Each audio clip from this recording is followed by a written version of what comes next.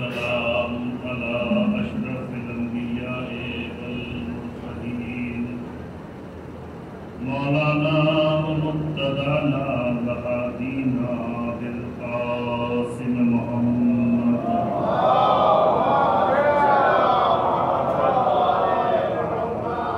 وعلى آله الطيبين الطاهرين المعصومين المنتخبين المنتجبين ولعنة الله على أعدائهم أجمعين من الآن إلى قيام يوم الدين.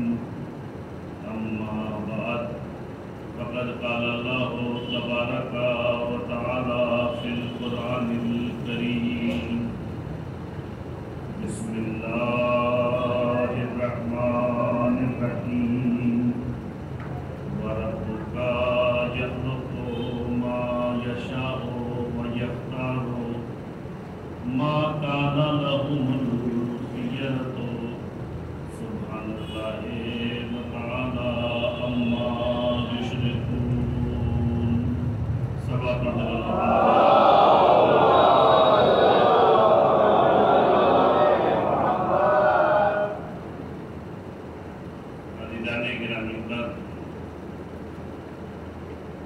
سورہ مبارک قصص کی 68ویں آیت ہے جسے انہوں نے پڑھا کیا. ارشاد رب العزت ہو رہا ہے: تمہارا پروردگار جسے چاہتا ہے اسے خلق کرتا ہے اور جسے چاہتا ہے اسے منتخب کر دیتا ہے. جسے چاہتا ہے اسے چن لیتا ہے. ما کان لہم الخیرۃ، بندوں کو یہ اختیار نہیں ہے کہ وہ انتخاب کریں، وہ چنیں. عزیزان گرامی، پروردگار عالم نے ہماری اور آپ کی ہدایت کے لیے ایک نظام قائم کیا جسے نظام ہدایت کہا جاتا ہے. اور اس نظام ہدایت کا مقصد اور ہدف یہ ہے کہ ہم اور آپ کامیابی اور کامرانی کی منزلوں تک پہنچیں اور ہماری دنیا اور آخرت دونوں بڑی حسین اور جمیل راہوں سے گزرتی ہوئی جب اختتام پذیر ہو تو وہ اختتام ایسا حسین اختتام ہو کہ ہمیں اپنی دنیا میں گزاری ہوئی زندگی پر بھی فخر ہو، اور آخرت کی منزلوں میں جب ہم پہنچیں تو ہمیں اپنے ان ہادیوں پہ افتخار ہو کہ جن کے راستے کو اپناتے ہوئے ہم دنیا میں بھی کامیاب ہوئے اور آخرت میں بھی کامیاب ہوئے. اس لیے کہ کائنات وجود میں پروردگار عالم نے بہت ساری مخلوقات ہیں جنہیں پیدا کیا، مگر اللہ نے اپنی اس آیت کے ذریعے جو پیغام اور میسج دیا ہے واضح طور پر وہ یہ ہے کہ ہم خلقت کے معاملے میں کسی کو بھی اختیار نہیں دیتے. جسے چاہتے ہیں اسے پیدا کرتے ہیں. وَرَبُّكَ، تمہارا پروردگار جسے چاہتا ہے اسے پیدا کرتا ہے اور جسے چاہتا ہے اسے منتخب کر لیتا ہے، چن لیتا ہے. تو اللہ ایک تو خلقت کے معاملے میں بندوں کو اختیار نہیں دیتا، دوسرا انتخاب کے معاملے میں بھی بندوں کو اختیار نہیں دیتا. اب خلقت کا معاملہ تو ہماری سمجھ میں بہت واضح طور پر آ جاتا ہے کہ صاحب ہم یقیناً نہ کسی کو پیدا کر سکتے ہیں، نہ کسی کو بنا سکتے ہیں، نہ کسی کو خلق کر سکتے ہیں. امام معصوم کے زمانے میں امام جعفر صادق علیہ السلام کا زمانہ،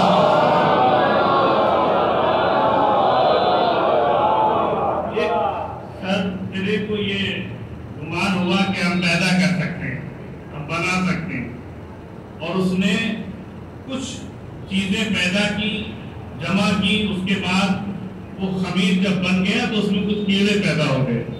اس نے سوچا کہ انہیں میں نے بنایا ہے، انہیں میں نے پیدا کیا ہے. اور اس نے دعویٰ کر دیا اپنے خالق ہونے کا کہ میں ان کا خالق ہوں. تو لوگوں کے درمیان ایک افواہیں پھیلنا شروع ہو گئی کہ صاحب اس نے تو ایک مخلوق کو ایجاد کر دیا. لوگ امام کے پاس پہنچے. امام نے اپنے چاہنے والے سے کہا اس سے بس اتنا سوال کرنا کہ اگر تو ان کا خالق ہے, ان کا بنانے والا ہے, ان کا پیدا کرنے والا ہے, تو پھر تجھے ان پر اختیار بھی ہوگا. اختیار بھی ہوگا. اگر تجھے ان پر اختیار ہے تو جو مغرب کی طرف جا رہے ہیں انہیں مشرق کی طرف لے آ, اور جو مشرق کی طرف جا رہے ہیں انہیں مغرب کی طرف لے آ. تو اللہ نے خلقت میں بندوں کو اختیار نہیں دیا.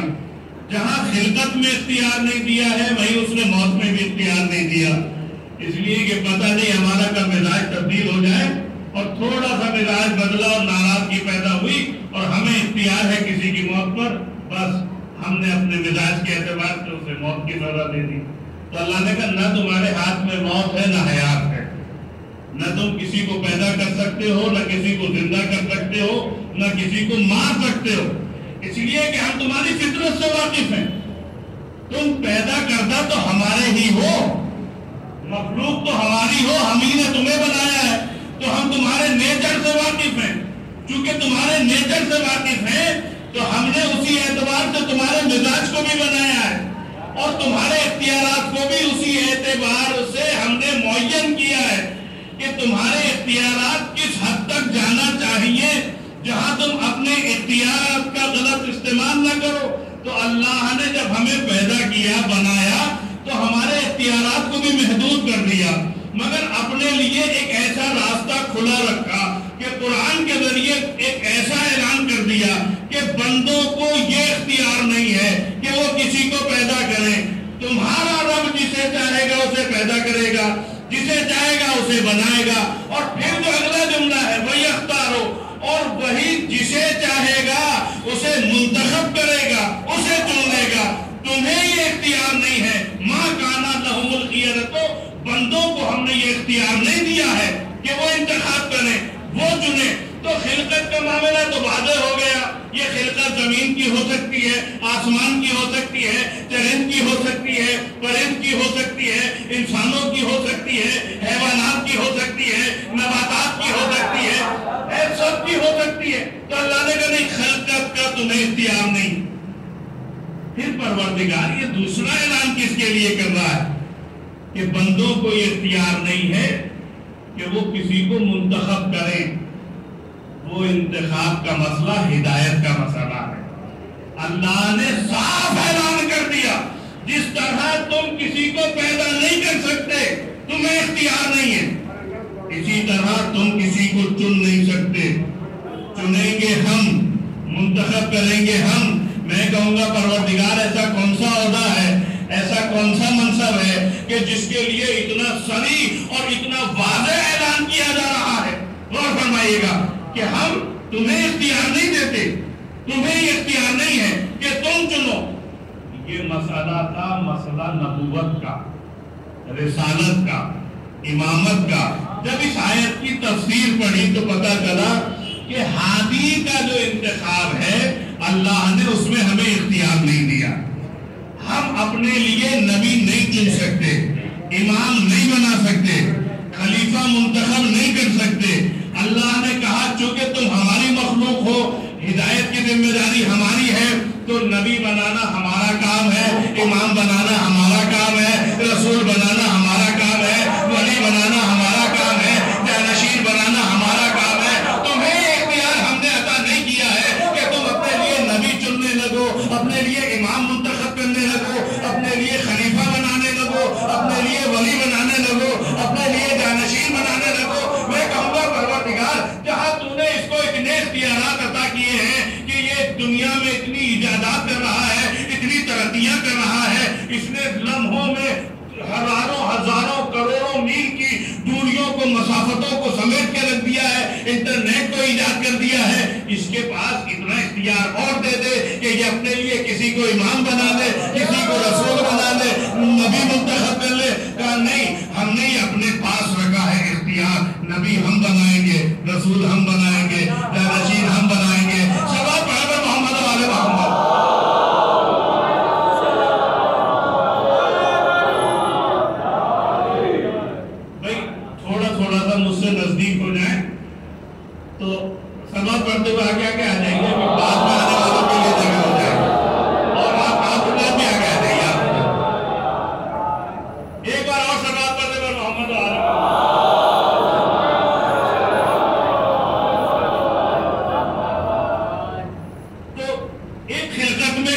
اختیار نہیں ہے، تم کسی کو پیدا نہیں کرو گے۔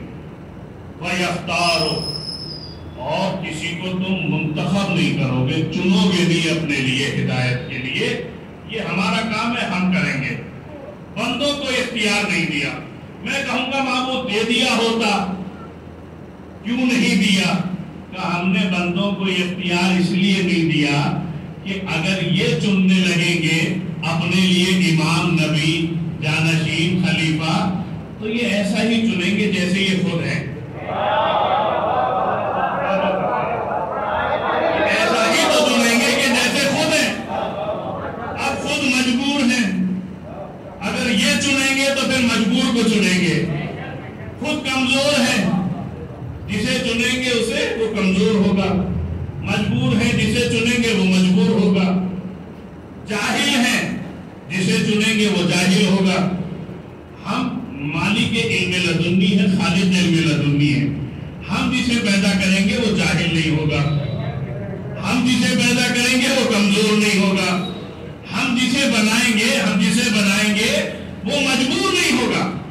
جسے ہم نبی، امام، جانشین، امام، خلیفہ مقرر کریں گے وہ مجبور نہیں ہوگا، جاہل نہیں ہوگا، کمزور نہیں ہوگا، اس لیے کہ ہم قادر مطلق ہیں۔ ہم جسے بنائیں گے مجبور نہیں، مختار ہوگا، اور صرف مختار نہیں ہوگا بلکہ احمد مختار ہوگا۔ صلوات محمد و آل محمد۔ ہم قادر ہیں، چونکہ ہم قادر مطلق ہیں، ساری کائنات کی حرکت و نقل پر ہمارا اختیار ہے۔ تو جسے ہم چنیں گے مجبور کو نہیں چنیں گے، مختار کو بنائیں گے، جس کے قبض اختیار میں کائنات ہوگی اسے بنایا جائے گا۔ ہم عالم ہیں، خالق علم ہیں، ہم جسے بنائیں گے جاہل نہیں ہوگا۔ تم جسے بناؤ گے کیونکہ تم جاہل ہو، اور تمہارے جہل کا اعلان تمہاری خلقت کے ساتھ ہوتا ہے، تو جیسے خود ہو ویسا ہی چنو گے۔ اب اگر جاہل ہو تو جاہل کو چن لو گے، مگر جب ہم چنیں گے تو جاہل نہیں ہوگا، ایسا عالم ہوگا کہ منبر پہ آ کے اعلان کرتا ہوا نظر آئے گا، پوچھنا ہے تو پوچھ لو۔ جسے ہم چنیں گے وہ ایسا ہوگا، کیونکہ تم کمزور ہو، جسے چنو گے وہ کمزور ہوگا۔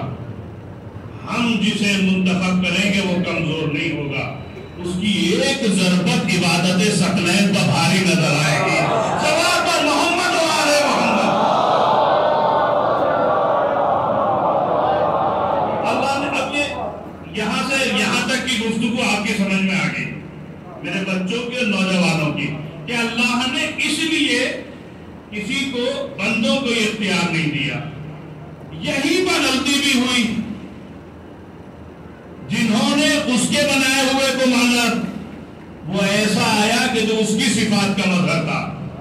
صاحبان علم ہے، ارباب فہم ہے، غور فرمائیے گا، وہ ایسا بھیجا چن کے اس نے جو اس کی صفات کا مظہر تھا۔ جسے انہوں نے چنا تھا اس کے اندر انہی کے صفات نظر آئے، تاریخ اٹھا کے دیکھ لیجئے آپ کو نظر آتا چلا جائے گا۔ اللہ نے کہا ہم نے چننے کا اختیار اپنے پاس رکھا ہے، بندوں کو یہ اختیار نہیں دیا، نہ خلقت میں نہ انتخاب میں۔ امام بنائے گا کون؟ پروردگار۔ نبی بنائے گا کون؟ پروردگار۔ امام منتخب کرے گا کون؟ پروردگار۔ کیوں؟ اس لیے کہ وہ جانتا ہے کہ ہمیں کب کیسی ہدایت کی ضرورت ہے، اس دور میں کیسی ہدایت کی ضرورت ہے، وہ اس دور کے حساب سے ویسا ہادی بھیجے گا۔ صلوات پر محمد و آل محمد۔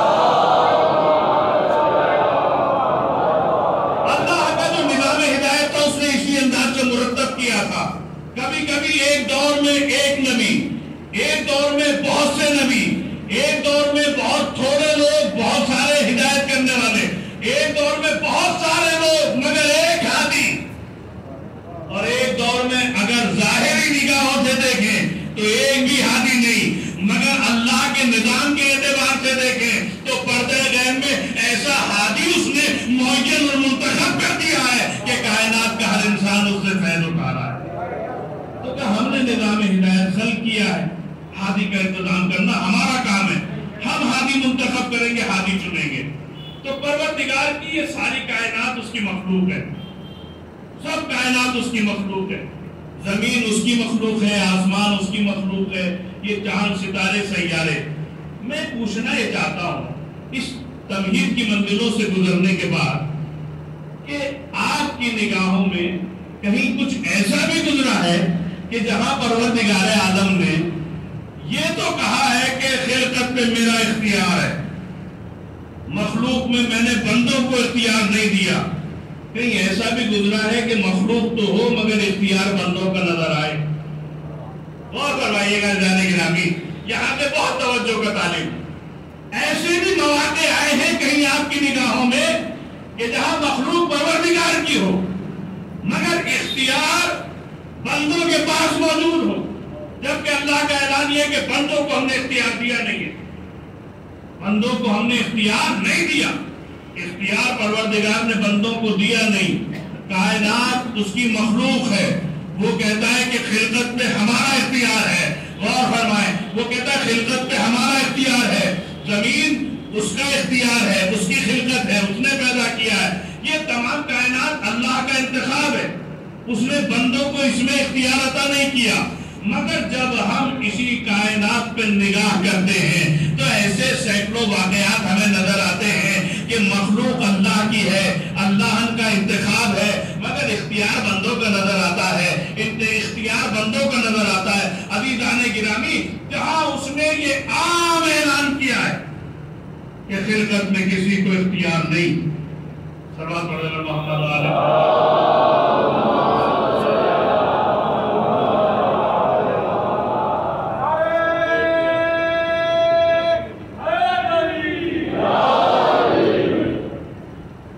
پروردگار کا یہ اعلان ہے کہ اختیار ہم نے تمہیں نہیں عطا کیا، مگر وہیں ہمیں کچھ ایسی مخلوق نظر آتی ہیں، ایسی ذوات مقدسہ نظر آتی ہیں کہ جنہیں اللہ کے انتخاب میں اختیار حاصل ہے۔ صاحبان علم ہے، ارباب فہم ہے، غور فرمائیں گے اس منزل پر، وہی پروردگار کے انتخاب میں ہمیں ایسی ذوات مقدسہ ملی کہ جنہیں اختیار حاصل تھا۔ یہ زمین اللہ کی مخلوق ہے، انتخاب اللہ کا، آسمان انتخاب اللہ کا، سورج انتخاب اللہ کا، چاند انتخاب اللہ کا، ستارے انتخاب اللہ کا، موت انتخاب اللہ کا، حیات انتخاب پروردگار کا۔ غور فرمائیے گا، سورج اللہ کا انتخاب، چاند اللہ کا انتخاب، ستارے اللہ کا انتخاب، موت اللہ کا انتخاب، حیات اللہ کا انتخاب، مگر ہمیں ایسے بھی ذوات مقدسہ نظر آئی کہ جو اپنے اختیار سے اس سسٹم کو چلاتی ہوئی نظر آئی۔ سورج انتخاب اللہ کا ہے مگر اختیار علی کا نظر آتا ہے، چاند انتخاب اللہ کا ہے، دو حصوں میں تقسیم کرتے ہوئے محمد مصطفیٰ نظر آتے ہیں، ستارے انتخاب اللہ کا ہے، در پہ آگے سلامی دیتا ہوا نظر آتا ہے، اختیار فاطمہ زہرا کا ہے، موت اللہ کا انتخاب ہے۔ لوگ زندہ کا جنازہ بنا کے لے آئے، نماز جنازہ پڑھا دے، اختیار علی کا۔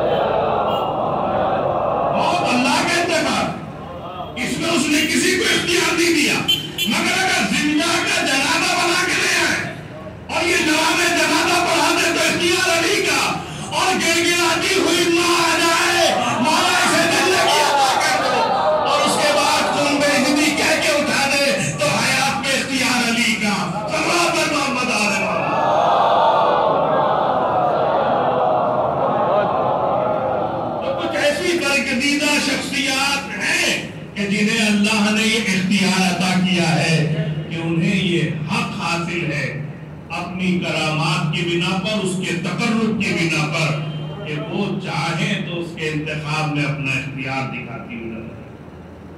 یہ اللہ کا سسٹم ہے۔ اسی لیے میں نے، چونکہ میں جانتا تھا کہ تمہاری حد پرواز کتنی ہے، تو میں نے تمہارے اختیارات رکھے، مگر یہ وہ ذوات مقدسہ ہیں کہ جو اس کی بارگاہ میں تقرب کی منزلوں میں اتنا غرق ہوتی چلی گئی کہ اس نے کہا یہ میری صفات کے مظہر بنتے چلے گئے، میری صفات کے مظہر بنتے چلے گئے۔ اور عزیزان گرامی قدر، یہ اہم منزل ہے کہ اللہ جب کسی کو چنتا ہے اور منتخب کرتا ہے تو اسے اس انداز سے چنتا ہے کہ کائنات کی جتنی بھی مخلوقات ہیں جب اسے دیکھتی ہیں تو مقام فخر میں، مقام افتخار میں اس پر اس بات کا یہ رشک پیدا ہوتا ہے کہ اللہ تو نے جیسا انہیں بنایا ہے ویسا ہمیں بھی بنا دے۔ اور یہ راستہ سب کے لیے کھلا ہوا ہے، یہ راستہ بند نہیں ہے کہ آپ ان کے جیسے بننے کی کوشش کریں کہ جنہوں نے اس کائنات میں ایسی زندگی گزاری ہے کہ جنہیں دیکھنے کے بعد لوگ اس کے حسن خلقت کا اندازہ لگاتے تھے۔ ایک جملہ یہاں پیش کرنا چاہتا ہوں، صاحبان علم ہے، ارباب فہم، آپ جانتے ہیں کہ جب مکہ اور مدینے کی شاہراہوں سے اہل بیت کی شخصیات گزرتی تھی تو لوگ انگشت بدندہ ہو کر یہ کہتے ہوئے نظر آتے تھے اللہ اکبر، مخلوق ایسی ہے تو خالق کیسا ہوگا، مخلوق ایسی ہے تو خالق کیسا ہوگا، یہ صنعت ایسی ہے تو بنانے والا کیسا ہوگا۔ انہوں نے کہا ایسا سماج کے اندر، معاشرے کے اندر اپنا کردار پیش کیا کہ جب لوگ انہیں دیکھتے تھے تو اس کے حسن خلقت کا اندازہ لگاتے تھے۔ جب یہ ایسے ہیں تو وہ کیسا ہوگا؟ اب وہ ہم سے کیا چاہیں گے؟ وہ ہم سے فقط اتنا ہی چاہیں گے کہ ہمارے چاہنے والوں جس طرح ہمیں دیکھ کر خالق حقیقی کے حسن خلقت کا اندازہ کیا جاتا ہے، اسی طرح جب تم سماج میں گزرو، معاشرے میں نکلو تو لوگ تمہیں دیکھنے کے بعد کہتے ہوئے نظر آئیں یہ مومنین ایسے ہیں تو امیر المومنین کیسا ہوگا، جب یہ متقین ایسے ہیں امام المتقین کیسا ہوگا۔ صلاۃ علی محمد علیہ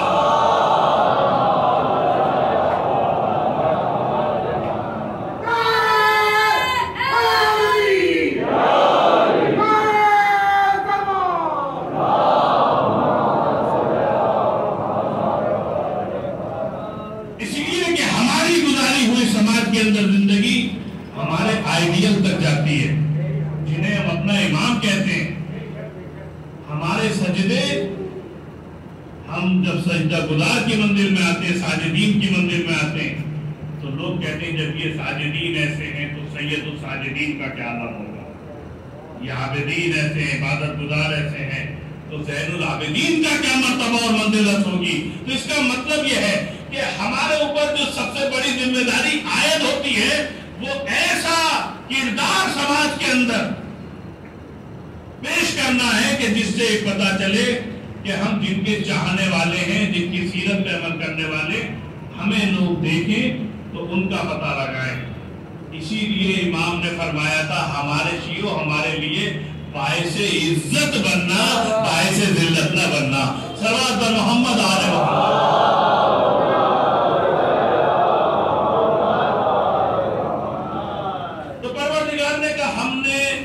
بندوں کو اختیار نہیں دیا کہ وہ منتخب کرے۔ اچھا اس کی کوئی دلیل بھی ہونا چاہیے۔ اب اس کی دلیل یہ ہے، آیت واضح ہے۔ اب ہم خود جب اپنے سماج اور معاشرے میں دیکھتے ہیں تو پتہ چلتا ہے کہ پروردگار عالم نے اپنے علاوہ یہ اختیار کسی کو بھی نہیں دیا، یہاں تک کہ اپنے سب سے محبوب مخلوق کو بھی اللہ نے یہ اختیار نہیں دیا کہ وہ منتخب کریں۔ منتخب کرنے کا اختیار نہیں دیا گیا تھا۔ سرکار ختم مرتبت کی بڑی معروف اور مشہور حدیث ہے، من مات ولم یعرف امام زمانہ فقد مات میتۃ جاہلیہ۔ جو انسان اپنے زمانے کے امام کو نہ پہچان سکے اس کی موت جہالت کی موت ہے، گمراہی کی موت ہے۔ من مات ولم یعرف امام زمانہ، اپنے زمانے کے امام کی جو معرفت حاصل نہ کر سکے اس کی موت جہالت اور گمراہی کی موت ہے۔ عزیزان گرامی، اس حدیث میں جو لفظ استعمال ہوا وہ لفظ لم یعرف کا لفظ ہے جو عرفان کے مادے سے بنا ہے، جس کے معنی پہچاننے کے۔ اللہ نے جہاں بھی لفظوں کا انتخاب کیا اپنے ہادی کے لیے، غور فرمائیں، وہ سب لفظیں جعل کے مادے کی تھی، بنانے کے مادے کی، اور اللہ کے رسول نے جہاں جہاں لفظوں کو استعمال کیا سب پہچاننے کی تھی۔ ممادا ولم یعرف ھذا حسین فارف ہو، پہچان لو یہ حسین ہے۔ تو اللہ نے کہا بنانا ہمارا کام ہے، اس لیے کہ پروردگار نے جب اپنی مخلوقات کا اعلان کرنا شروع کیا تو اس انداز سے سب سے پہلی خلقت کے موقع پر کہا قالا انی جاعل فی الارض خلیفہ، میں روئے زمین پر ایک خلیفہ بنا رہا ہوں۔ بہت ایک لمحے کے لیے تھوڑی سی گفتگو ہے، اس میں غور کی اور توجہ کی آپ حضرات سے گزارش ہے خاص۔ جو لفظ استعمال کیے سب بنانے کے لفظ تھے۔ پہلی مخلوق کے موقع پہ کیا کہا؟ قال انی جاعل فی الارض خلیفہ، تو کیا لفظ استعمال ہوا؟ جاعل، یہ جعل کے مادے سے بنا ہے۔ لا تخافی ولا تحزنی ان رادوہ الیک وجاعلوہ من المرسلین، اے مادر موسیٰ آپ ڈرو نہیں، خوف اختیار نہ کرو، ان رادوہ الیک، ہم موسیٰ کو تمہاری طرف پلٹا دیں گے، وجاعلوہ من المرسلین، اور رسول بنا کے پلٹائیں گے۔ یہاں کون سا لفظ استعمال ہوا؟ وجاعلوہ، جعل کے مادے سے۔ یہاں معنی کیا ہے؟ بنانے کے معنی۔ تو جناب آدم کے مرحلے میں جاعل، انی جاعل، ہم بناتے ہیں، ہم بنا رہے ہیں۔ جناب موسیٰ کے معاملے میں کہا ہم اسے وجاعلوہ من المرسلین، رسول بنا کے پلٹائیں گے۔ انی عبداللہ آتانی الکتاب وجعلنی نبیا، اللہ کا بندہ ہوں، اس نے مجھے کتاب دے کے بھیجا ہے اور اس نے مجھے نبی بنا کے بھیجا ہے۔ جعل کا مادہ ذہنوں میں محفوظ ہے نا، جعل کا مادہ بنانے کے معنی میں یہاں بھی استعمال ہوا۔ تو جہاں جہاں بھی اللہ نے اپنے نمائندوں کے لیے، امام کے لیے، خلیفہ کے لیے، نبی کے لیے، رسول کے لیے مادے کو استعمال کیا، وہ جعل کا مادہ تھا، بنانے کا مادہ تھا۔ غور فرمایا عزیزان گرامی، بنانے کا مادہ تھا۔ اللہ کے رسول نے جہاں بھی لفظوں کو استعمال کیا سب بنانے کی نہیں، پہچاننے کی لفظیں ہیں۔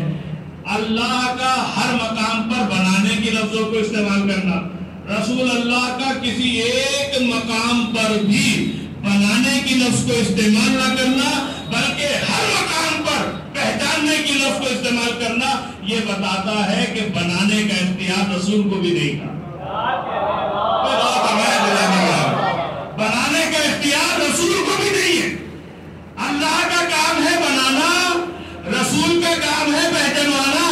وہ بناتا رہا، یہ پہچانواتے رہے، کبھی حالت سجدہ میں پہچانوایا، کبھی خطبے کو منقطع کر کے پہچانوایا، کبھی مباہلہ میں بھیجا کے پہچانوایا، اور کبھی قبیل میں ہاتھوں پہ اتار کے پہچانوایا۔ صلوات محمد و آل محمد۔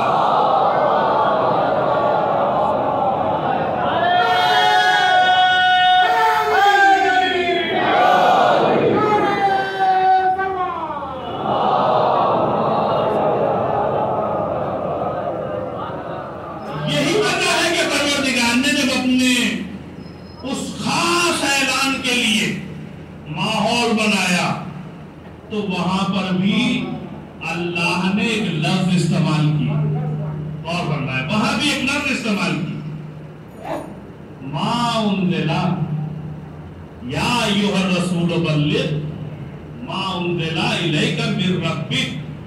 یہاں پر بھی رسول اللہ سے یہ نہیں کہا گیا کہ آپ جائیے علی کو مولا بنا دیجئے، میں غور فرمائیے گا، یہ نہیں کہا جائیے رسول کو آپ علی کو مولا بنا دیجئے، نہیں، یا ایھا الرسول بلغ، اے رسول پہنچا دیجئے اس پیغام کو، ما انزل، جو آپ پہ نازل کیا جا چکا ہے، جو آپ پہ نازل کیا جا چکا ہے، ایک آپ کے اوپر من ربک، تمہارے رب کی طرف سے۔ یہاں بھی رسول اللہ نے اپنی طرف سے کوئی اعلان نہیں کیا، ما انزل، جو تمہارے اوپر نازل کیا گیا ہے، من ربک، تمہارے رب کی جانب سے۔ تو پتہ یہ چلا کہ علی کی ولایت یہاں کی نہیں ہے، وہاں سے آئی ہے۔ صلوات محمد و آل محمد۔ اچھا، انداز بھی بڑا خوب تھا، جنگ غفیر حاجیوں کا، تاج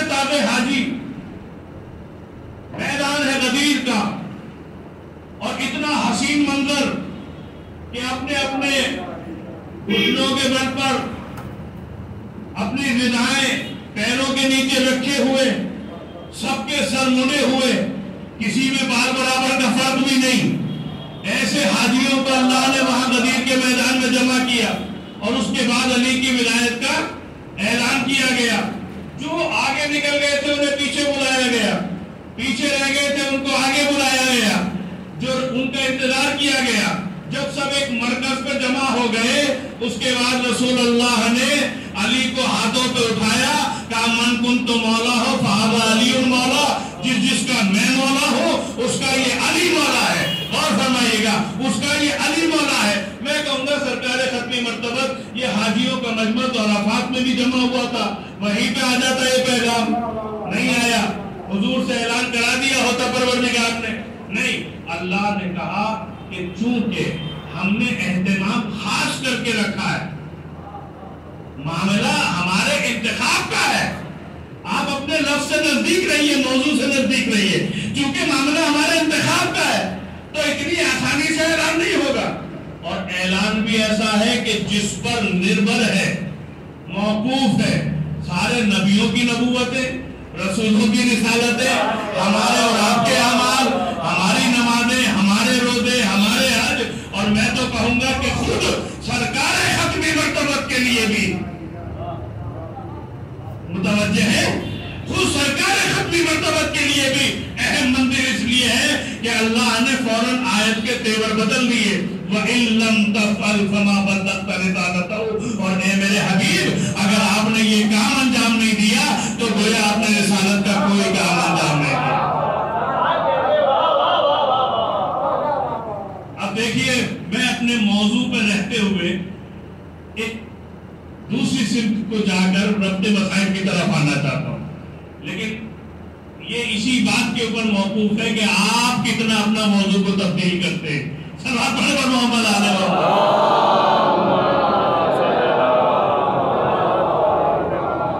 اچھا میں زیادہ تو کوئی مطالبہ نہیں ہے، لیکن ہاں ایک باغات بلند کا تو مطالبہ ہے صلوات کا۔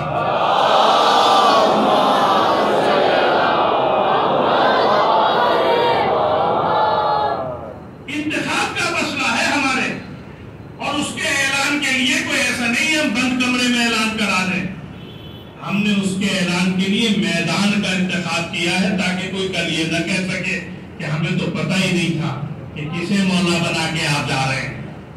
اور سسٹم ایسا بنایا کہ غدیر کے اندر تاکہ سارے عالم اسلام میں ایک وقت میں خبر پہنچ جائے۔ اب یہ تو سوشل میڈیا کا دور ہے، اس وقت یہ مجلس یہاں پہ ہو رہی ہے، کہاں کہاں دیکھی جا رہی ہوگی، جہاں جہاں اس کا لنک پہنچ گیا ہوگا، لیکن سوچئے اس دور میں کیا سسٹم ہوا ہوگا، اور ذمہ داری کتنی بڑی ہے، پہنچائیے اس پیغام کو جو نازل کیا جا چکا ہو۔ اگر یہ پیغام نہیں پہنچایا تو کوئی پیغام ہی نہیں پہنچایا آپ نے، تو رسول اللہ نے اس دور میں میڈیا کا انتظام کیا جب کوئی سوچ نہیں سکتا تھا میڈیا کسی شے کا نام ہے۔ انہوں نے کہا واقعے کو یادگار بنایا۔ دیکھیں میڈیا اسلام میں غدیر میڈیا کے آغاز کا نام ہے، نام اب دے دیجئے آپ میڈیا، لیکن پروردگار عالم نے جو سسٹم وہاں پر اپنے حبیب کے ذریعے مرتب کیا تھا وہ خود ایک میڈیا کا نقشہ ہے جسے آپ کھینچتے چلے جائیے آپ کی سمجھ میں آتا چلا جائے گا۔ بھئی اس دور میں جہاں ایک شہر کی خبر دوسرے شہر تک پہنچانے کے لیے اتنی مشکلات ہوتی ہوں، کئی مہینے لگ جاتے ہوں، کئی ہفتے لگ جاتے ہوں، وہاں پر اتنی بڑی ذمہ داری کو اللہ کا رسول پورے عالم اسلام کے لیے کس طرح پہنچائے، اس لیے کہ پیغام کی اہمیت یہ ہے کہ اگر یہ نہیں پہنچایا ہے تو رسالت کا کوئی کام ہی نہیں کرتا۔ تو اللہ کے حبیب نے ایک اہتمام کیا، وہ اہتمام یہ تھا کہ غدیر کے میدان میں حاجیوں کو جمع کیا۔ اعلان عرفات میں بھی ہو سکتا تھا، مینا میں بھی ہو سکتا تھا، خانہ کعبہ کے صحن میں بھی ہو سکتا تھا، لیکن جب خانہ کعبہ کے صحن میں حاجی ہوتے ہیں تو اس دور میں کچھ حاجی اپنے خیموں میں ہوتے ہیں، جب عرفات کے میدان میں کچھ حاجی ہوتے ہیں تو کچھ حاجی دوسرے علاقوں میں ہوتے ہیں، جب مینا میں لوگ ہوتے ہیں تو کچھ رمی جمرات کر رہے ہوتے ہیں، کچھ اپنے خیموں میں ہوتے ہیں، لیکن سارے حاجیوں کا ایسے مقام پہ جمع کرنا کہ جہاں سے تمام شہروں کے راستے کٹتے ہوں، اور کہا یہاں کے بعد اب یہ حاجی متفرق ہو جائیں گے، بکھر جائیں گے، اور اس کے بعد پھر یہ اعلان کیا کہ سب حاجی جمع ہو جائیں، جو رہ گئے تھے ان کا انتظار کیا جا رہا ہے، جو آگے نکل گئے انہیں واپس بلایا جا رہا ہے۔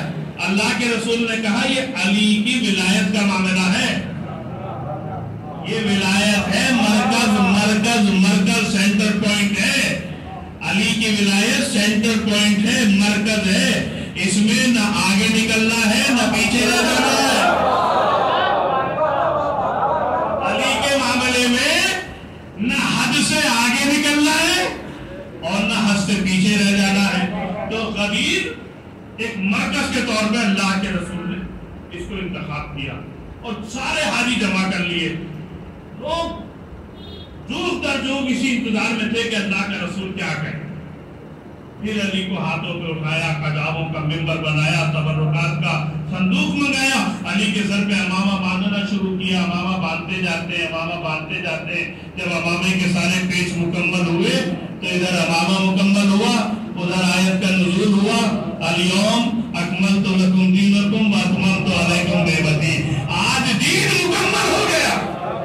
بھئی اللہ کی وحدت کا اعلان ہو چکا ہے، رسول اللہ کی رسالت کا اعلان ہو چکا ہے، کیا دین مکمل نہیں ہوا؟ نماز آ چکی، روزہ آ چکا، حج کا حکم آ چکا، کیا دین مکمل نہیں ہوا؟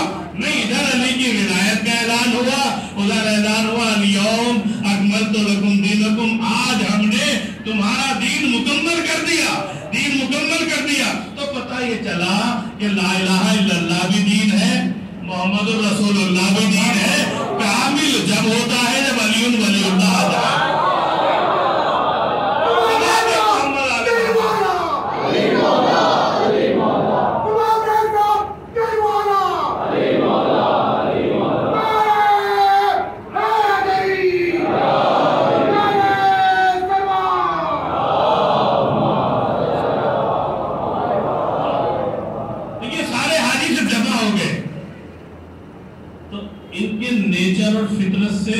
فائدہ اٹھایا گیا۔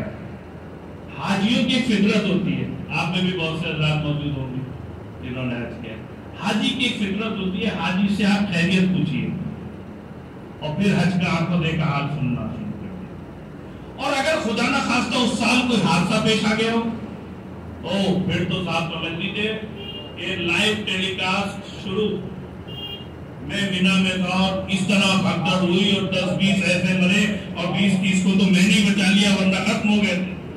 تو حاجی کی فطرت ہوتی ہے کہ وہ حج کے واقعات کو بیان کرتا ہے، نہیں چلے ہونا بھی چاہیے، بیان کرنا چاہیے تاکہ دوسرے لوگوں کے اندر شوق پیدا ہو۔ تو حاجی کی فطرت تھی کہ وہ بیان کرتا ہے۔ اگر خدا نہ خواستہ کوئی حادثہ پیش آ گیا ہو تو پھر تو کیا کہنے۔ غدیر کے اندر رسول اللہ نے سب کو 3 دن روکا۔ جن حاجیوں کی فلائٹس مثال کے طور پہ آج کے دور کے اوپر مثال دے لیں، مان لیجیے 20 تاریخ کو آنی تھی، وہ آئی 23 تاریخ کو۔ میں اور فرمایا جانے کے نام میں ختم کر رہا ہوں، وہ آئی 23 تاریخ کو۔ اب جو حاجی 3 دن وہاں رکے تھے، جب وہ اپنے اپنے شہروں میں اپنے اپنے گاؤں میں پہنچے اور لوگوں نے آگے پوچھا سبب، میں غور فرمایا جانے کے نام، لوگوں نے پوچھا سبب، بھائی کہاں رہ گئے تھے؟ ہم تو 3 دن سے انتظار کر رہے ہیں۔ ارے بھائی کیا بتائیں، بس ایسے ہی حج کر کے ہم واپس آئے، غدیر کے میدان میں پہنچے، رسول اللہ نے سب کو جمع کر لیا اور جمع کرنے کے بعد قجاووں کا منبر بنایا اور منبر پہ علی کو لے کے گئے اور لے جانے کے بعد ہاتھوں کو اٹھایا اور ہاتھوں کو اٹھا کے کہا من کنت مولا فہذا علی مولا۔ رسول اللہ نے غدیر میں ایک بار کہا من کنت مولا، یہاں ہر شہر میں ہر بستی میں ہر حاجی بولا من کنت مولا۔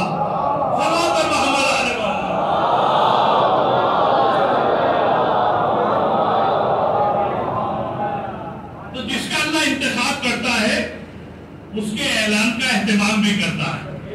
رسول اللہ نے یہ اہتمام کیا تھا، ہر شہر میں خبر پہنچنا چاہیے۔ تو لوگوں میں تجسس تھا، شوق تھا، اشتیاق تھا کہ حاجی صاحب کہاں رہ گئے۔ ہر حاجی نے کہا من کنت مولا فہذا علی المولا کا اعلان کیا ہے. اب کوئی بچ اس لیے نہیں سکتا کہ اللہ کے رسول نے آیت کے ذریعے اللہ نے یہ اعلان کر دیا وَإِن لَمْ تَفْعَلْ فَمَا بَلَّغْتَ رِسَالَتَهُ. اور اگر آپ نے یہ پیغام نہیں پہنچایا تو گویا آپ نے رسالت کا کوئی کام انجام ہی نہیں دیا ہے. میں کہوں گا آخر ایسی کیا وجہ ہے کہ جو اتنا بڑا اعلان کیا جا رہا ہے اور وہ بھی اپنے اس محبوب سے, اس حبیب سے کہ جسے کبھی یا ایھا المزمل کہا, کبھی مدثر کہا, کبھی الگ الگ لقب القاب سے پروردگار جسے خطاب کرتا ہو اسے پوسٹ کے ذریعے خطاب کیا. یا ایھا الرسول, اے رسول پہنچا دو اس پیغام کو جو پیغام تم پہ نازل کیا جا چکا ہے. اور اگر تم نے یہ پیغام نہیں پہنچایا تو رسالت نہیں پہنچائی. میں کہوں گا یہ بتائیے, نماز کا حکم آ چکا ہے, روزے کا حکم آ چکا ہے, تمام احکام آ چکے ہیں, آخر یہ ولایت اتنی اہم کیوں ہو گئی, اتنی اہم کیوں ہو گئی کہ اس پر تمام نمازیں, تمام عبادتیں موقوف کر دی گئی, حتیٰ کہ خود رسول کی رسالت کو بھی موقوف کر دیا گیا. اگر آپ نے یہ پیغام نہیں پہنچایا تو آپ نے کوئی پیغام نہیں پہنچایا. بس سمجھ لیجیے عزیزان گرامی, ولایت علی کا معاملہ یہ ہے, ولایت علی روح ہے, روح. اور یہ تمام عبادتیں ہیں جسم اور روح کے درمیان اگر امتزاج نہ ہو تو جسم بیکار ہو جایا کرتا ہے. جب جسم میں روح آ جاتی ہے تو جسم کارآمد ہو جایا کرتا ہے. تو نماز کی روح کا نام ہے ولایت علی ابن ابی طالب, روزے کی روح کا نام ہے ولایت علی ابن ابی طالب. تمام اعمال اگر کسی عمل کا موقوف ہے تو وہ ہے عقیدہ ولایت. عقیدہ ولایت, عقیدہ ولایت اتنا اہم ہے کہ ہماری تمام عبادتیں اس میں موقوف ہیں. عقیدہ ولایت کی اہمیت یہ ہے کہ اللہ نے اس سسٹم کو قائم رکھا ہے. کہا سب سے پہلے اپنے لیے کہا میں ولی ہوں, انما ولیکم اللہ ورسول, میں ولی اللہ. پھر اپنے رسول کے لیے کہا میرا رسول ولی. پھر علی ولی جو حالت رکوع میں زکات دے رہا ہے. علی کے بعد حسن ولی, ایک کے بعد ایک کی ولایت چل رہی ہے. حسن کے بعد حسین ولی, حسین کے بعد امام زین العابدین, پھر امام محمد باقر, اور اسی طرح آخر تک آ جائیے امام مہدی اجل اللہ تعالی.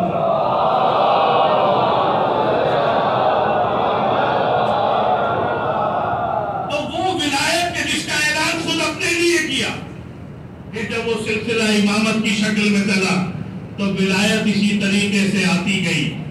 جب امام مہدی تک پہنچی تو امام کے زمانے کے بعد غیبت کا سلسلہ شروع ہو گیا, اور یہیں پہ ولایت خاصہ کا سلسلہ ختم ہو گیا.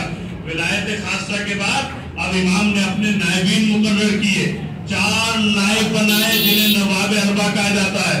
جب عریضہ ڈالنے جاتے ہو تو عریضہ ڈالتے وقت کس کا نام لیتے ہو, یا حسین بن رو. یہ کون ہے, یہ بھی امام کے نائب تھے. غور فرمائیے گا, امام کے نائب, انہی کے حوالے سے آج اپنا عقیدہ ڈالتے ہو. اپنے عقیدے کی اہمیت کو پہچانو. ہمیں اپنے امام کے نائب پر آج بھی اتنا اعتبار ہے کہ اپنا عقیدہ امام کے نائب کو سونپتے ہیں. یہ بڑی بات. یا حسین بن لوگ کہہ کے ہی ڈالتے ہو نا, تو کتنے معتبر کو کا یہ ولایت خاصہ کے بعد سلسلہ شروع ہوا نیابت کا. نیابت کے بعد جہاں امام نے اپنے 4 نائب بنائے, یہ نوابین خاص ہیں, یا نیابت خاصہ ہے. اس کے بعد پھر معیار بنا دیا, اس کے بعد پھر معیار بنایا کہ 4 نوابین کے بعد, 4 نمائندوں کے بعد, 4 نائبوں کے بعد اب معیار بنا دیا. من کان من الفقہاء صائنا لنفسہ حافظا لدینہ مخالفا لہواه, کہ وہ فقیہ کہ جس کے اندر یہ شرائط پائے جاتے ہوں گے وہ نائب امام ہوگا. تو ولایت اس طریقے سے یہاں تک پہنچی. اور اس کے بعد پھر مراجع بہت سارے ہیں, آپ کے بھی ذہن میں آتا ہے بہت مراجع ہیں اور سب محترم ہیں. جو اپنے علم کی بنیاد پر مرجع تقلید کی منزل تک پہنچا وہ سب ہمارے لیے محترم ہیں. ان سب کی ہم تقلید کر سکتے ہیں جن میں یہ شرائط پائے جاتے ہیں, مگر انہی میں سے ایک کو ولی فقیہ بنایا جا رہا ہے. اس کی وجہ یہ ہے کہ تمام کے تمام مراجع جو ولایت کا سلسلہ خاصہ تھا، اب وہ یہاں آ کے ولایت عام ہو جاتی ہے۔ اس لیے کہ ہمیں اس دور میں اور ہر دور میں ایک ایسے حاکم کی اور ایک ایسے ناظر کی ضرورت ہے کہ جو ہمارے دینی مسائل کے ساتھ ساتھ ہمارے دنیاوی امور پہ بھی نظر رکھتا ہو، اور وہ جب ہم سو رہے ہوں تو راتوں کو جاگ کر اس پہ غور کر رہا ہو کہ میرے چاہنے والوں کے، میرے ایمان کے چاہنے والوں کے خلاف امریکہ میں کیا سازشیں ہو رہی ہیں، اسرائیل میں کیا سازشیں ہو رہی ہیں۔ ان سازشوں کے خلاف جو راتوں کو جاگتا ہے اسے ولی فقیہ کہا جاتا ہے۔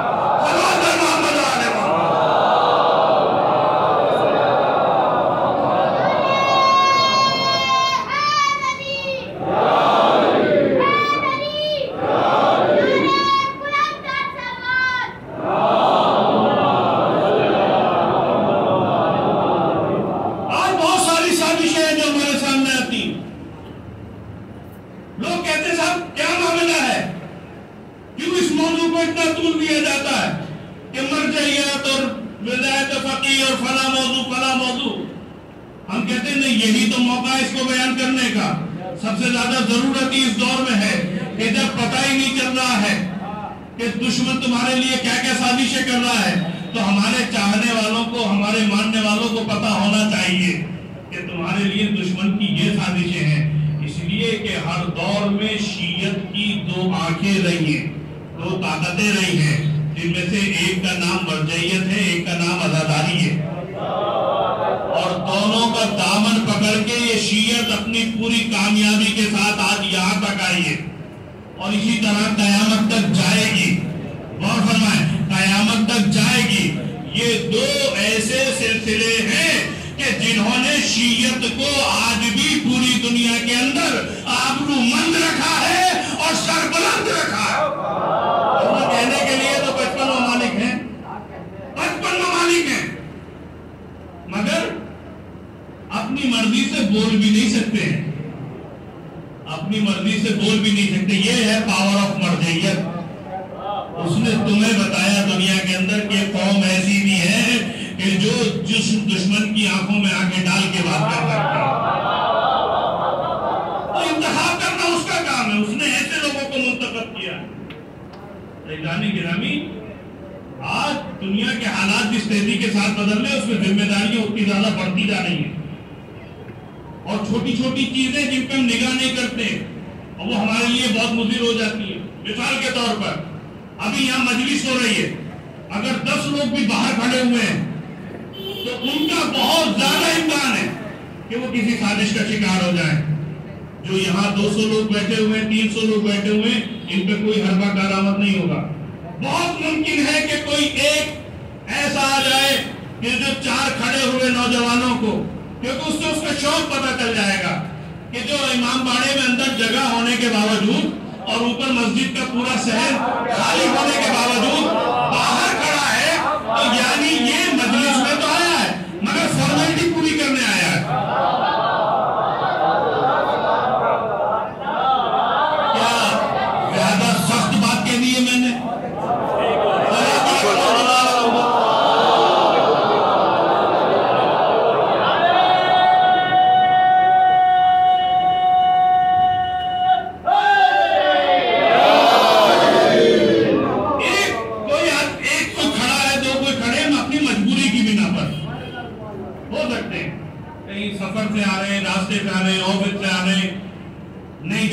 روم تک کپڑے چینج نہیں کر سکے، مجبوری ہے کہ وہ حدود مسجد میں امام بارگاہ میں نہیں آ پا رہے۔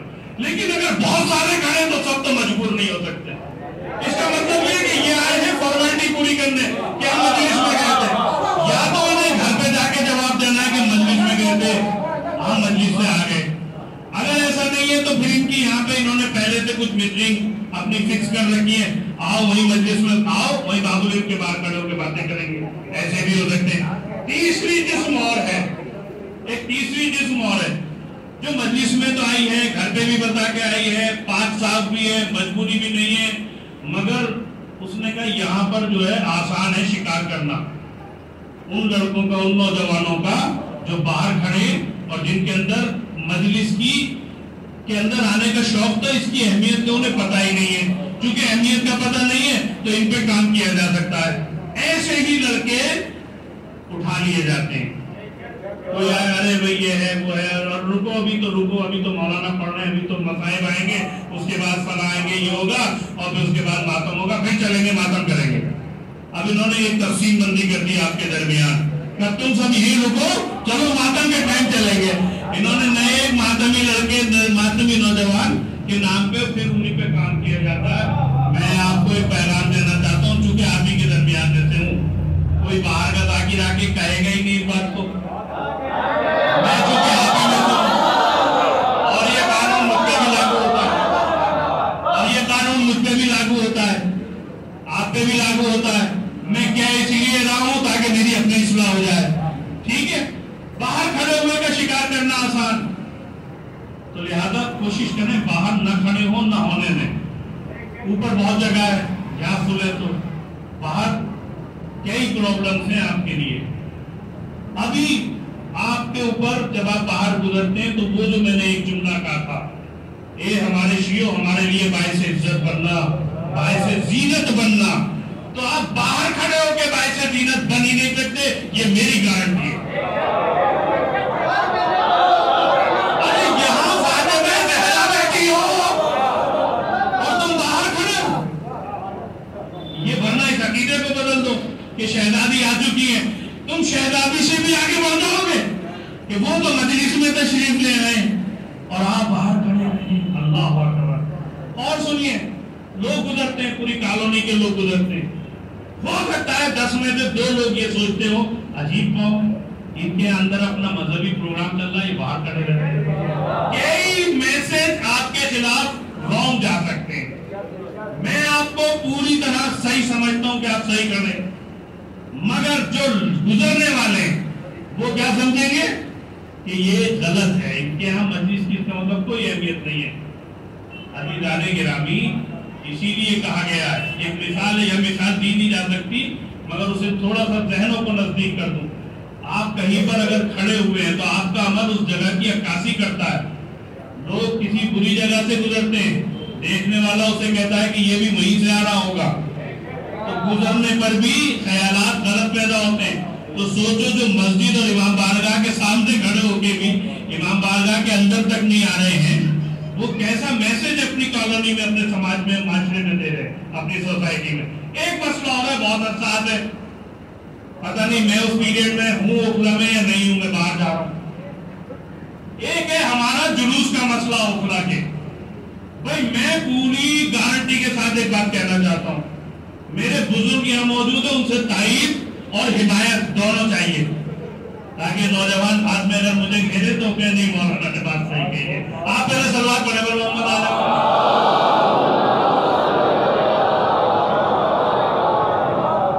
دیکھیے پوری دلی میں جلوس اٹھتے ہیں, سب جگہ جلوس ہوتے ہیں, لیکن سب سے غیر منظم جلوس آپ کے اوکھلا کا. میں کہوں گا جو حقیقت ہے, سب سے غیر منظم جلوس آپ کے اوکھلا کا.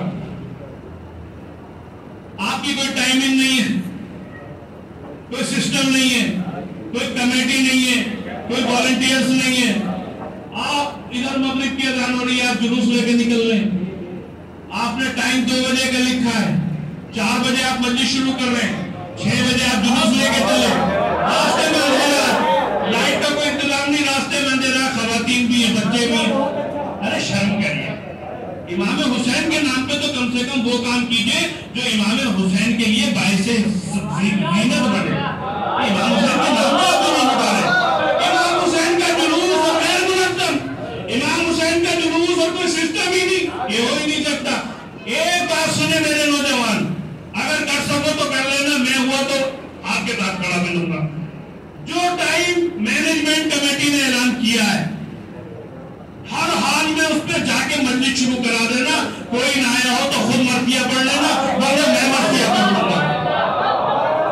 تائید کرتے ہیں آپ اس بات کی کہ جو بھی, ہم یہ نہیں کہہ رہے, وہی کہہ رہے ہیں, ہم یہ کہہ رہے ہیں کہ کمیٹی کو کوئی مخالف نہیں, جو بھی انتظامیہ ہے ہو, ہم اسی کے ٹائم کی بات کر رہے ہیں. اور فرمایا دیدان گرامی, اسی کمیٹی کے اعلان کی بات کر رہا ہوں میں, جو وہ ٹائم دے اس پہ شروع کرا دو جا کے. اور نہ مانے تو کمیٹی بدل دو. تم سے نہ بدلی جائے, سنو, تم سے نہ بدلی جائے, مجھے بتا دو, میں ایڈمنسٹریشن سے میں چینج کرا دوں گا. یہ میری ذمہ داری ہے, یہاں سے کہہ رہا ہوں.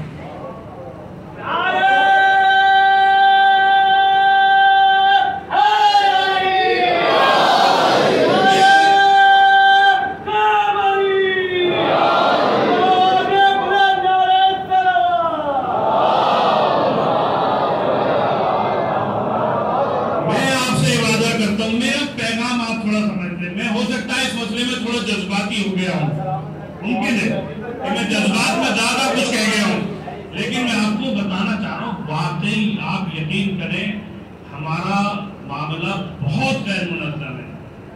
ٹائمنگ سیٹ کر دیجیے, سارے مسئلے حل ہو جائیں گے.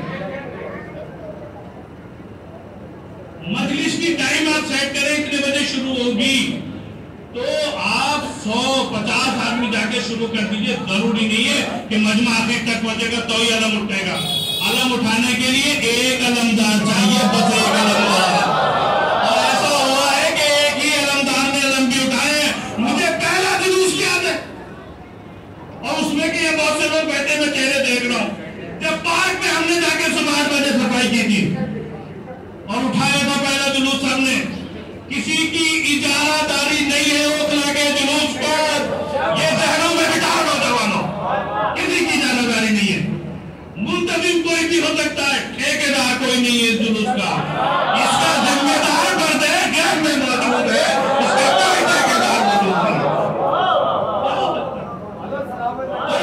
اوکھلا کے لیے لوگ کہتے ہیں آپ کہا کہ مولانا, ہم نے جب میں اوکھلا میں رہتا ہوں, ارے ہم تو بڑے پڑھے لکھے مومنین ہیں, اب جامعہ ہے وہاں پر, وہاں پروفیسرز, وہاں لیکچرز, وہاں اسٹوڈنٹ کی بڑی تعداد ہے ہر جگہ. اب میں انہیں کیا بتاؤں کہ جنہیں تم کہہ رہے ہو بڑے پڑھے لکھے لوگ رہتے ہیں, انہی کی نگاہوں کے نیچے کچھ جاہل لوگ ایسا کام کر رہے ہیں. تو بھائی اپنے جلوس کے سسٹم پر بات کیجئے.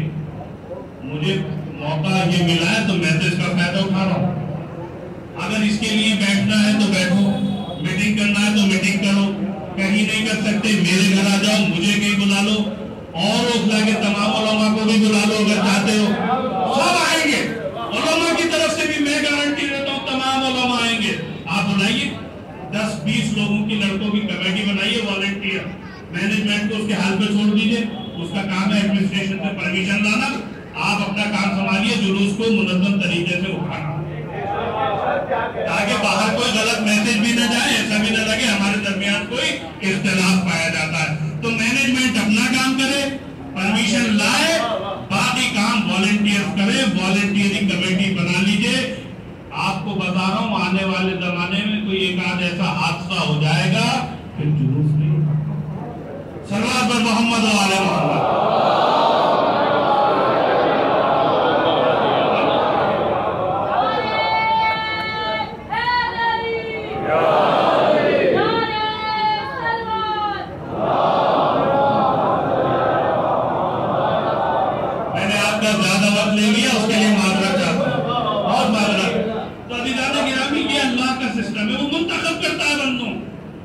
جن کو اس نے چنا ہے, منتخب کیا ہے.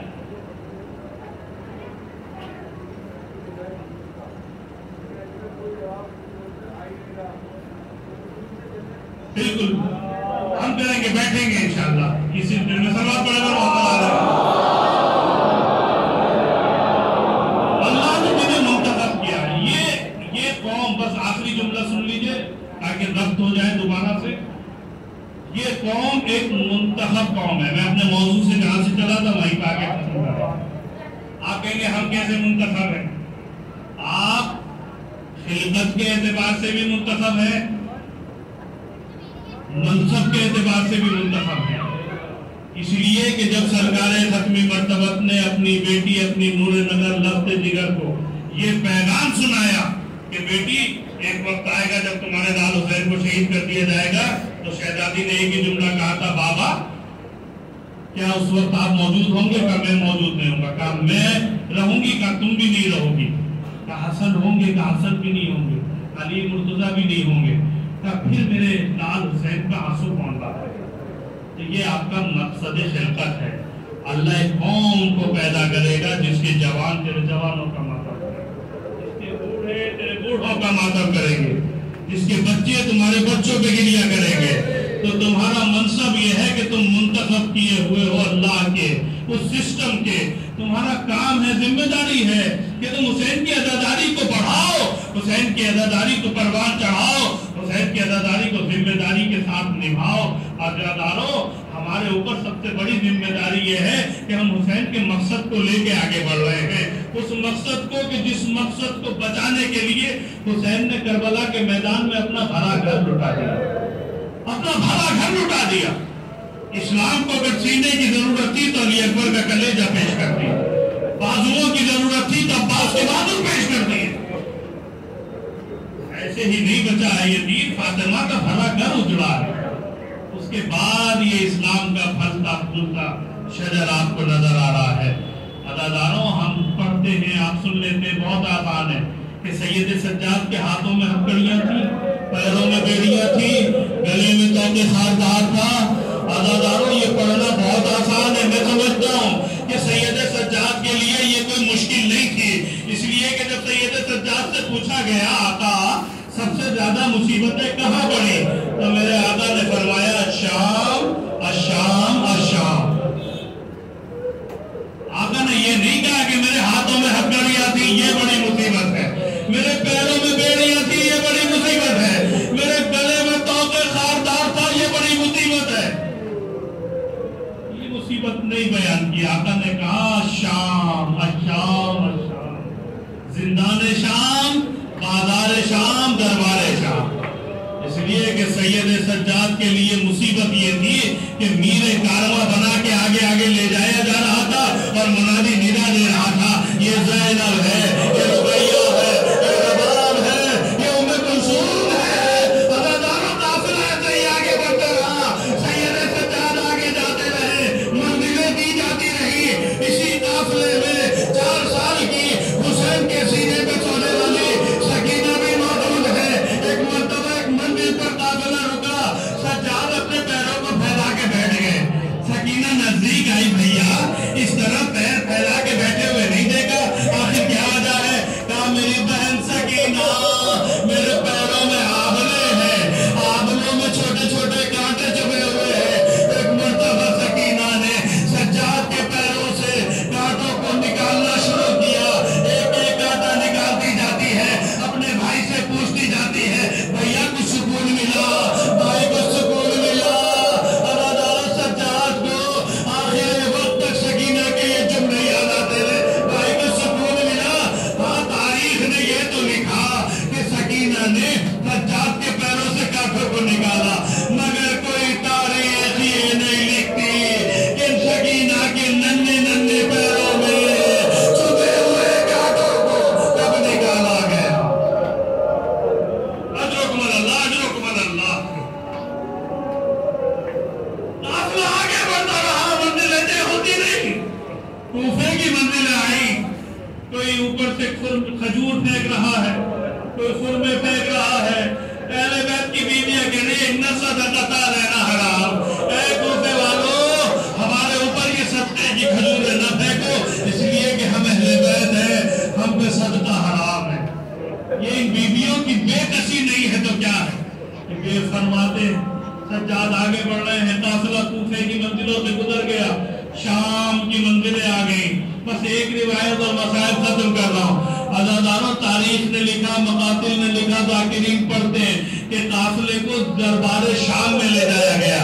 سید سجاد نے ایسے ہی نہیں کہا تھا دربار شام، 3 مرتبہ شام کہا، جس میں ایک کا مقصد ہے دربار شام۔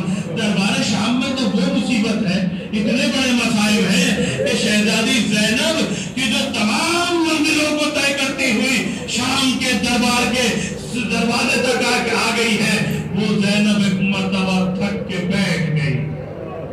میں نے پڑھ دیا، آپ نے سن لیا، اعلان ہوا قافلے کو یہی روک دیا جائے، اس لیے کہ ابھی دربار کی آئینہ بندی کی جا رہی ہے، ابھی دربار سجایا جا رہا ہے۔ زینب کا یہ جملہ سننا، اور زینب ایک مرتبہ جب اس جملے کو سنا تو شہزادی ایک مرتبہ بیٹھ گئی، مگر زینب کے بیٹھنے کا انداز یہ ہے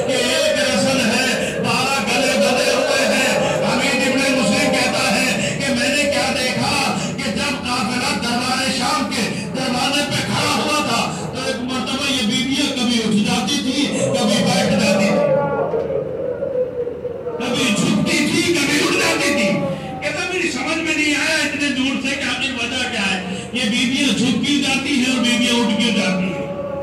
تو حمید ابن مسلم کہتا میں نزدیک گیا اور میں نے نزدیک جانے کے بعد کیا دیکھا کہ تمام بیویاں ایک رسی میں گلے بندھے ہوئے، جہاں زینب کا گلا ہے، رباب کا ہے، ام لیلہ کا ہے، وہیں 4 سال کی بچی سکینہ کا گلا بھی بندھا ہوا ہے۔ یہ بیویوں کے قد بلند ہیں، سکینہ کا قد چھوٹا ہے۔ جب بیویاں اٹھتی ہیں تو سکینہ کا گلا کھچنے لگتا ہے، بیویوں سے پھر بیویاں جھک جاتی ہیں، پھر رہا نہیں جاتا، پھر اٹھنا چاہتی ہیں۔ تاریخ نے لکھا کہ رسن میں بندھے ہوئے گلوں کا منظر یہی تھا۔ اب تاریخ لکھتی ہے 72 گھنٹے نبی زادیاں، علی کی بیٹیاں، فاطمہ کی بیٹیاں دربار کے باہر اسی انداز میں بیٹھی رہی۔ ایک مرتبہ اعلان ہوا قافلے کو دربار میں لایا جائے، ایک مرتبہ جیسے ہی اعلان ہوا تمام بیویاں کھڑا ہونا چاہتی ہیں۔ ایک مرتبہ زینب نے سید سجاد کو دیکھا، میرے لال سجاد، زینب ان تماشائیوں کے ہجوم میں، شرابیوں کے ہجوم میں جائے گی، بیٹا زینب نہیں جائے گی، یہ زینب نہیں جائے گی، زینب بیٹھی ہوئی ہے۔ سجاد کھڑے میں باپ بھی اماں چلیے، کہا بیٹا سجاد نہیں جاؤں گی۔ ایک مرتبہ سجاد نے کیا دیکھا، سر حسین آنکھیں کھلی ہوئی ہے، باپ کا اشارہ، کہا بھی اماں ذرا بابا کے سر کی طرف تو دیکھیں۔ حسین نے اشارے میں کہا اے میری بہن زینب، تمہیں اس مصیبت کو برداشت کرنا ہے، چلی جاؤ۔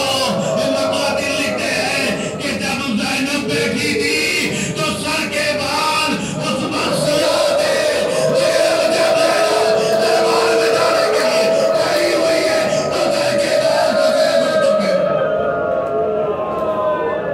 کتنا زندہ شہزادی کو سائنس نے سچ کی ہے کہ اگر کسی انسان کے اوپر ایک دم اتنے غم ڈال دیے جائیں تو ایک بار میں اس کے بعد سفید ہو سکتے ہیں۔